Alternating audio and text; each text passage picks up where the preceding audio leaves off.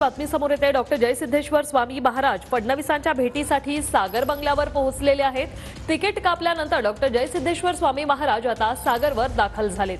सोलापूर लोकसभेसाठी भाजपकडून राम सातपुते यांना उमेदवारी जाहीर झालेली आहे आणि त्यानंतर आता डॉक्टर जयसिद्धेश्वर स्वामी महाराज हे सागर बंगल्यावर दाखल झालेले आहेत। फडणवीसांसोबत त्यांची बैठक होणार आहे। या बैठकीत नेमकं काय बोललं जाणार, कशी नाराजी वर्तवली जाणार हे याचा तपशील थोड्याच वेळात समोर येणार आहे। डॉक्टर जयसिद्धेश्वर स्वामी ही दृश्य आपण पाहतो एक्सक्लुझिव्ह। सध्या सागर बंगल्यावर फडणवीसांच्या भेटीसाठी दाखल झालेले आहेत।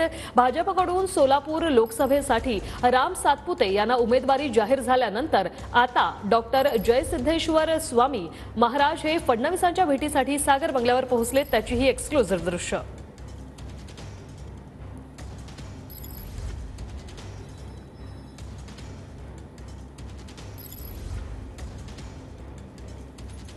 गेल्या काही दिवसांपासून सागर बंगल्यावर अनेक नेत्यांच्या भेटीगाठी या सध्या वाढत चाललेल्या आहेत। सागर सुरवसे आमचे प्रतिनिधी आपल्यासोबत थेट जोडलेले आहेत। सागर, आपण पाहतोय डॉक्टर जयसिद्धेश्वर स्वामी महाराज सध्या फडणवीसांच्या भेटीसाठी पोहोचलेले आहेत। काय सविस्तर अपडेट?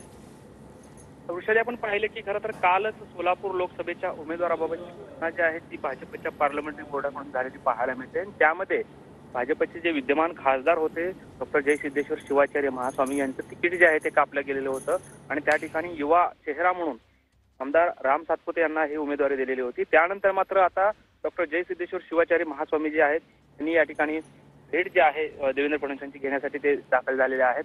खरं तर 2 दिवसांपूर्वी त्यांनी दिल्लीमध्ये देखील भेट घेतलेली होती, राष्ट्रीय अध्यक्षांची देखील त्यांनी भेट घेतलेली होती आणि कुठेतरी त्यांना अजूनही अपेक्षा आहेत की आपली उमेदवारी आपल्याला पुन्हा एकदा उमेदवारी मिळावी आणि या माध्यमातून आणखी पुन्हा एकदा संधी मिळावी अशा पद्धतीचं होतं। मात्र एकीकडे हे कारण असलं तरी दुसरीकडे मात्र या ठिकाणी त्यांचे जे काही जात प्रमाणपत्र आहे त्याचा वाद जो आहे किंवा त्याची जी काही केस आहे ती कोर्टामध्ये सुरू आहे आणि त्यामुळे त्यांचं कापले गेल्याची चर्चा जी आहे ती गेल्या अनेक दिवसांपासून पाहायला मिळते। कारण यापूर्वी देखील जात पडताळणी समितीने त्यांचं जातीचं प्रमाणपत्र जे आहे ते बोगस ठरवलेलं होतं। त्यानंतर मात्र त्यांनी पुन्हा हायकोर्टमध्ये अपील करून त्या संदर्भातली सुनावणी सुरू होती। त्यानंतर आता निश्चित धन्यवाद सागर, तुम्ही दिलेल्या या माहितीसाठी।